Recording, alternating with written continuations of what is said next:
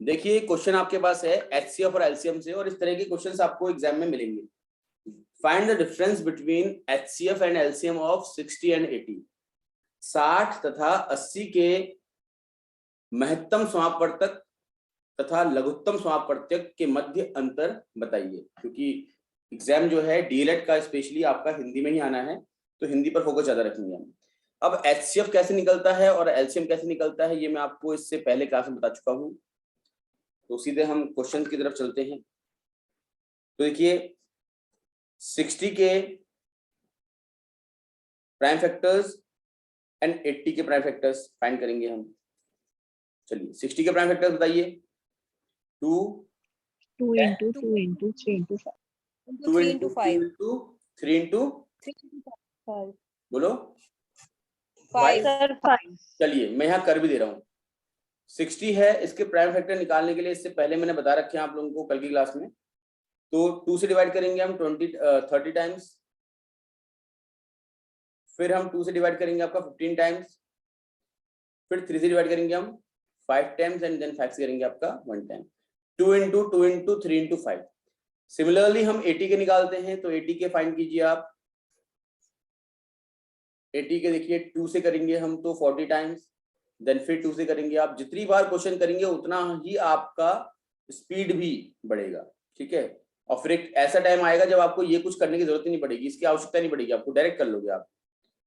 10 फिर then 2 into 5 and then 5 आपका आ जाएगा। तो क्या होगा बताओ? 2 into 2 into 2 into 2 into 5, यही है ना प्राइम फैक्टर्स? चेक कर लीजिए। Yes sir. ठीक है, चलिए तो प्राइम फैक्टर्स ठीक है हमारे।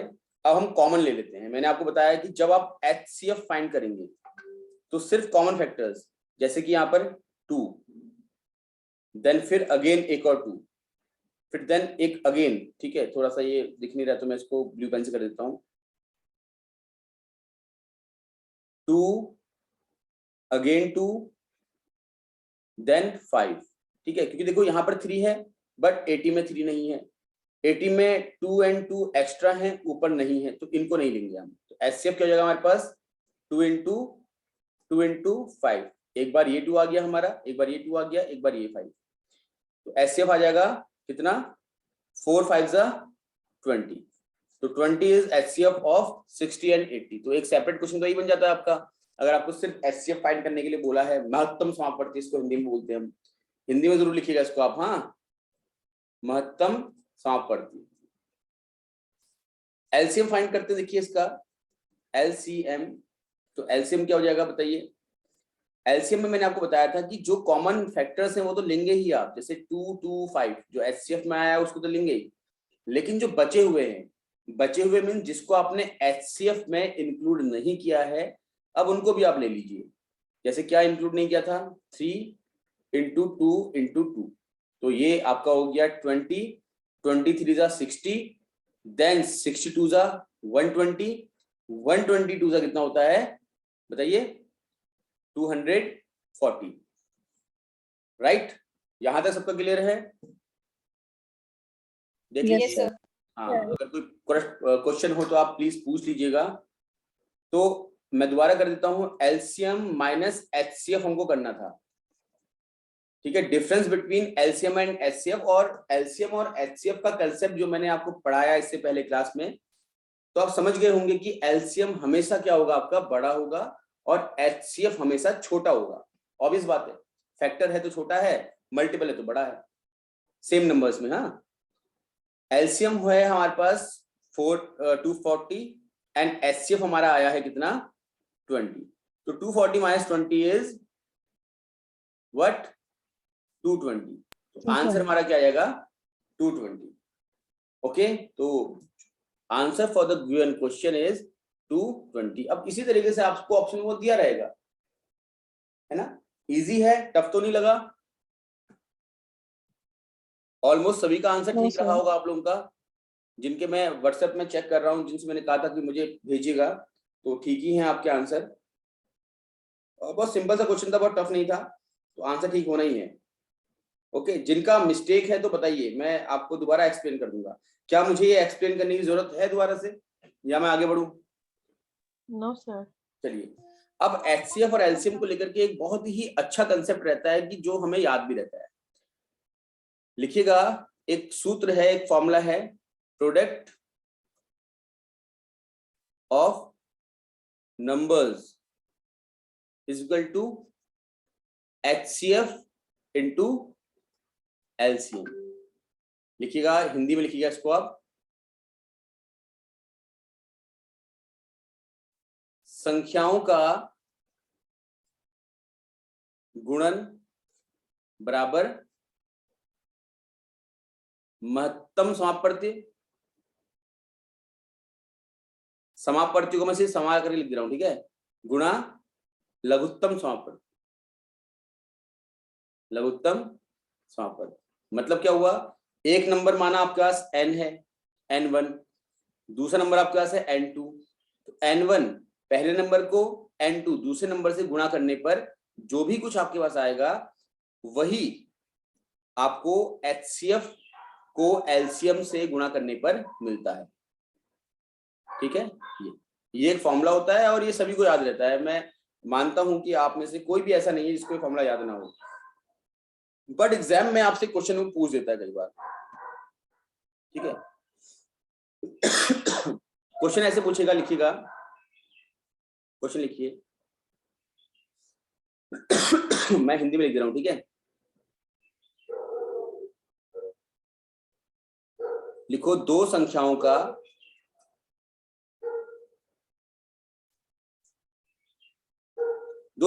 के HCF तथा LCM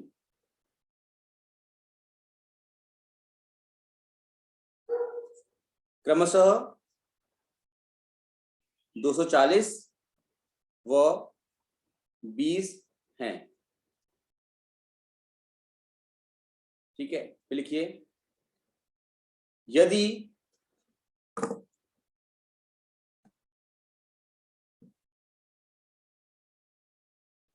एक संख्या का मान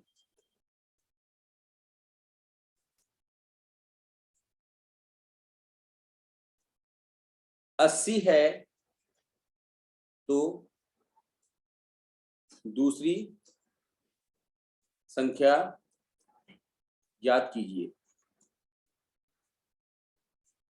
चलिए करिए इसको। दो संख्याओं के लघुत्तम समापवर्ती और महत्तम समापवर्ती और लघुत्तम समापवर्ती का थोड़ा सा मैं मिस्टेक कर दिया यहाँ पर, है ना, इसको राइट में भी लिखना होगा, ये इसको मिटा करके, क्योंकि HCF उसने पहले लिखा है तो हम HCF पहले लिखेंगे। ठीक है, ये भी याद रखें आप लोग।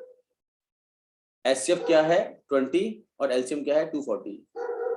एक संख्या 80 है, दूसरी याद करनी है। इंग्लिश वाले लिख सकते हैं इसको इंग्लिश में, हिंदी में जरूर लिखें। मैं फिर कह रहा हूं, जिनका मीडियम इंग्लिश है वो हिंदी में जरूर लिखें। हिंदी में बार बार बोलने का कारण यह है कि पेपर आपका हिंदी में ही आने वाला है। लिखिए, HCF and LCM of two numbers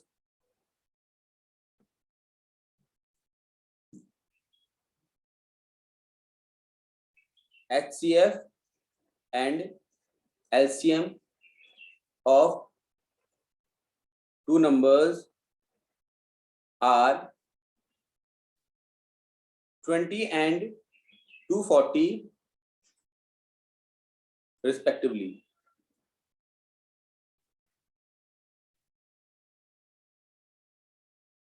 If one number is 80, then find other. ठीक है, करिए, जल्दी करिए। सर सूत्र लगा करना, 60 सर। ठीक है, देखिए तो फॉर्मूला क्या है हमारे पास, सर 60। बिल्कुल फॉर्मूला यूज करते हुए करेंगे इसको हम। हाँ, क्योंकि पहला क्वेश्चन आपको करा चुका हूँ, आपको उसको देखते अंदाजा आ गया होगा इसका आंसर 60 करके, बट फिर भी number 1 into number 2 is equal to HCF into LCM। तो नंबर 1 क्या है हमारे पास 80 दिया है उसने, बट नंबर 2 हमको नहीं गिवन है। HCF क्या गिवन है हमारे पास, बताओ 20 एंड एलसीएम क्या है 240। तो अब हम इसको सॉल्व कैसे करेंगे? तो जिनका मैथमेटिक्स स्ट्रांग है उन्होंने तो इजीली कर लिया होगा, बट इस कैलकुलेशन करने का तरीका ये होता है, देखो सिंपल सी बात ये है कि अगर दो नंबर्स को हमने मल्टीप्लाई किया है या दो संख्याएं जो हैं वो गुणा के चिन्ह के साथ जुड़ी हुई हैं, तो एक संख्या को दूसरी ओर ले जाने पर, दूसरी ओर मतलब ये इक्वल टू का साइन जो है ना, बराबर का चिन्ह है, इसके दूसरी तरफ ले जाएंगे आप। इस साइड को बोलते हैं हम लेफ्ट हैंड साइड या बायां पक्ष, इसे बोलते हैं हम राइट हैंड साइड, ठीक है, दायां पक्ष। तो यहां से 80 को आप अपोजिट साइड ले जाएंगे, तो यहां गुणा में है तो वहां क्या हो जाएगा, भाग में चले जाएगा, ठीक है। कि गुणा का उल्टा भाग होता है, तो आप दाएं का उल्टा बायां, तो एक तरफ से दूसरी तरफ ले जा रहे हैं तो क्या होगा आपका, वो अपने चिन्ह के विपरीत चिन्ह के रूप में चले जाएगा। 80 हो जाएगा आपका यहाँ पर, तो 80 से डिवाइड कीजिए, 0 से 0 डिवाइड हो गया आपका, 8 से 24 3 टाइम्स, तो 23 जा 60 आपका आंसर आ जाएगा। ये एक तरीका है आपका करने का, जिसमें कि फॉर्मूले का यूज करते हो हम आसानी से इसको कर सकते हैं। अगर फॉर्मूला नहीं पता है तो फिर हम इसको कर ही नहीं सकते, आसानी तो बहुत दूर की बात है, ये एक मात्र तरीका है इसको करने का, ठीक है। क्लियर हो गया, फॉर्मूला क्लियर है आप लोगों को? Yes sir. चलिए मैं एक और क्वेश्चन आप लोगों को देना चाहूंगा इसका, जिससे कि कंफर्म हो जाए कि हाँ ये आपको आ गया है, राइट। देखिए नेक्स्ट क्वेश्चन लिखिएगा आप लोग, HCF and LCM of two numbers are 15 and 60. If a number is 30, then find another number. Hindi में लिखिएगा सेम क्वेश्चन को आप, दो संख्याओं के महत्तम एवं लघुत्तम समापवर्ती का मान क्रमशः 15 व 60 है। यदि एक संख्या का मान 30 है, दूसरे संख्या ज्ञात कीजिए। तो सिंपल सा फंडा है, हम इसको पहले जो कुछ, देखो गणित में जो भाषा दी होती है उसमें कुछ सूचनाएं होती हैं, कुछ इंफॉर्मेशन होती है, पहले हम उस इंफॉर्मेशन को समझ लेंगे। तो HCF बोला है इसने कितना बताइए, HCF बराबर 15। LCM बोल दिया इन्होंने क्या, और ऐसे प्रश्न आएंगे एग्जाम में आपके, जिन्होंने दिया है पिछली बार उनसे पूछिएगा आप, क्वेश्चन ऐसे ही आते हैं, बहुत अलग से क्वेश्चन नहीं आते। एलसीएम कितना है 60 दिया हुआ है। अच्छा नंबर 1, एक नंबर दिया है आपको 30 और नंबर 2 आपको फाइंड करना है। फॉर्मूला क्या है, N1 into N2 is equal to HCF into LCM, ठीक है, ये सूत्र है हमारे पास, ओके। अब इस सूत्र को आपने यूज करना है। देखिए नंबर 1 लिखेंगे इसमें हम 30 इंटू नंबर 2 हमें नहीं पता, HCF 15 है इंटू LCM 60 है। नंबर 2 को यही रखिए आप, 30 को वहां भेज दीजिए, तो 15 इंटू 60 अपॉन 30, ठीक है। 0 से 0 कैंसिल, हमेशा याद रखना है। यहां पर देखो एक और चीज बताऊं आपको मैं, बेसिक्स, कोई मिस्टेक ना करे। अगर यहाँ 15 प्लस 60 अपॉन 30 होगा, तो इसको सॉल्व करने के लिए पहले हमें इसे ऐड करना पड़ेगा, ठीक है, यानी कि 75 अपॉन 30 पहले ऐड करेंगे तब करेंगे, अगर एडिशन का साइन है। लेकिन मल्टीप्लिकेशन का साइन यहाँ पर है तो हम डायरेक्ट सॉल्व करेंगे इसको। तो 0 से 0 कैंसिल हो गया आपका, 3 से 6 आपका 2 टाइम्स, और 15 टू द कितना होता है बताओ 30। तो सेकंड नंबर क्या आएगा हमारे पास, एक मिनट, 30 आ रहा था आंसर, ये सर 30 आंसर। ठीक, चलिए वो थोड़ा नंबर हो सकता है मैंने गलत ले लिया हो, तो इस वजह से भी आंसर रॉन्ग हो सकता है आपका, ठीक है, क्योंकि मैंने अपने मन से लिया ना नंबर, ये बुक में देखा नहीं है। चलिए कोई बात नहीं, तो मतलब करने का तरीका समझा रहा हूं आप लोगों को मैं, बस वो तरीका आपने सीखना है यहाँ पर, राइट। तो ये फॉर्मूला है हमारे पास, दो संख्याओं का गुणन बराबर महत्तम समापवर्ती गुणा लघुत्तम समापवर्ती, हिंदी में, और अंग्रेजी में नंबर 1 इंटू नंबर 2 या product of two numbers is equal to HCF into LCM, इसका यूज करना है आपने, और जितना हो सके आप उतने क्वेश्चन कीजिए इससे रिलेवेंट, तो कंसेप्ट क्लियर हो जाएगा। तो चलिए मैं एक बार समराइज कर दूं आज की क्लास को। आज की क्लास में कुछ टॉपिक डिस्कस किए हमने। सबसे पहले तो HCF, ये हम कल ही डिस्कस कर चुके थे, आज थोड़ा सा और इस पर चर्चा हुई। सेकंड टॉपिक हमारा था LCM। LCM में हमने दो टॉपिक डिस्कस किए, एक तो सेपरेटली मल्टीपल क्या होते हैं, ठीक है, और उसके बाद फिर आपका LCM क्या होता है। कल हमने फैक्टर्स पर डिस्कशन किया था, बट HCF पे डिस्कशन नहीं किया था। आज हमने फैक्टर्स की उस नॉलेज को लेकर के HCF को समझा, एंड देन हमने मल्टीपल जाना, फिर मल्टीपल के बाद हमने LCM सीखा, ठीक है। और HCF और LCM का कितना इंपॉर्टेंस है ये मैंने आप लोगों को पूरी क्लास में समझा दिया। ये बहुत सारे क्वेश्चंस हैं जिनमें इनका यूज होता है। अभी धीरे धीरे क्वेश्चंस करेंगे हम, तो इसका यूज आप देखते रहेंगे। देन इसके बाद हमने एक फॉर्मूला सीखा। फॉर्मूला क्या था हमारे पास, N1 into N2 is equal to HCF into LCM, ठीक है, ये फॉर्मूला हमने देखा। तो ये 3 मेजर पॉइंट थे जो हमने आज डिस्कस किए, जो कि एग्जाम के लिए बहुत इंपॉर्टेंट है। और आप देखेंगे प्रीवियस ईयर क्वेश्चन पेपर, तो कम से कम 2 क्वेश्चन आपके आज ही के टॉपिक के डिस्कशन से आए हुए हैं एग्जाम्स में, ठीक है। अब कल के लिए क्या टॉपिक रहेगा हमारा, मैं बता देता हूं आप लोगों को। सबसे पहले तो हम कल फ्रैक्शंस पढ़ेंगे, ठीक है। फ्रैक्शंस को हिंदी में बोलते हैं हम भिन्न। भिन्न क्या होती हैं, भिन्न के कितने प्रकार होते हैं, ठीक है।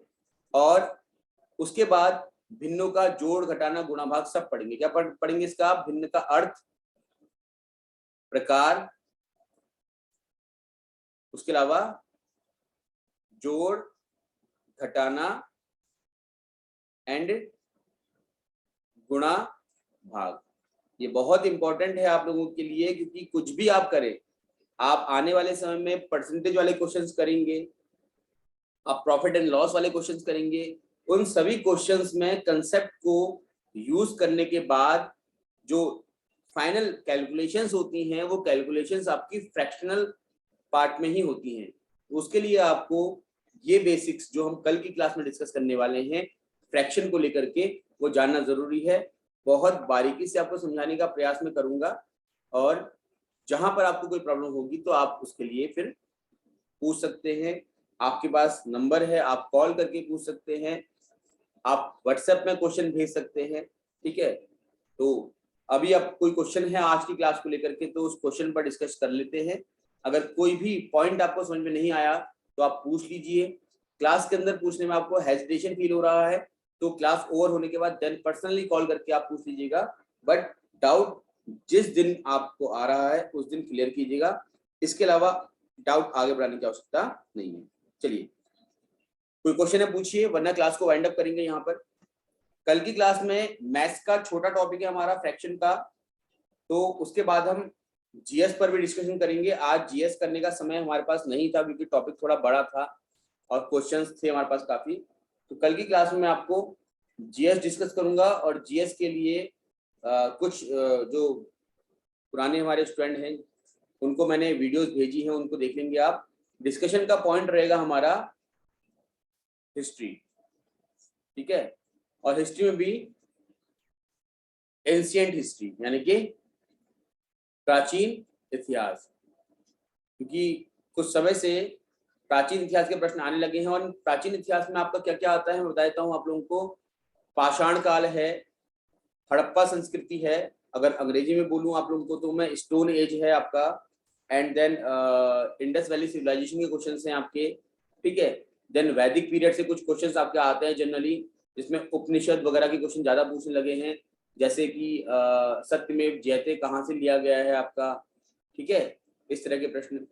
और देन इतना ही कल डिस्कस हो पाएगा हमारा। और उसके अलावा प्राचीन इतिहास में आपका जो मोस्ट इंपोर्टेंट जो पूछे आते हैं एग्जाम में, इसके अलावा इसी के अतिरिक्त वो हैं आपके जैन और बौद्ध धर्म, इससे भी क्वेश्चंस पूछे आते हैं, जो कि फिलोसफी और हिस्ट्री का एक मिक्सचर कह सकते हैं इसको, ठीक है। तो ये डिस्कशन हमारा कल होगा जीएस में। थोड़ा कल लंबी क्लास चल सकती है, तो आप प्रिपेयर रहिएगा कि 7:30 तक क्लास हो सकती है कल की। फिलहाल आज की क्लास से संबंधित कोई प्रश्न आपका है तो पूछिए, अदरवाइज फिर इसको हम यहीं पर वाइंड अप करते हैं। ओके।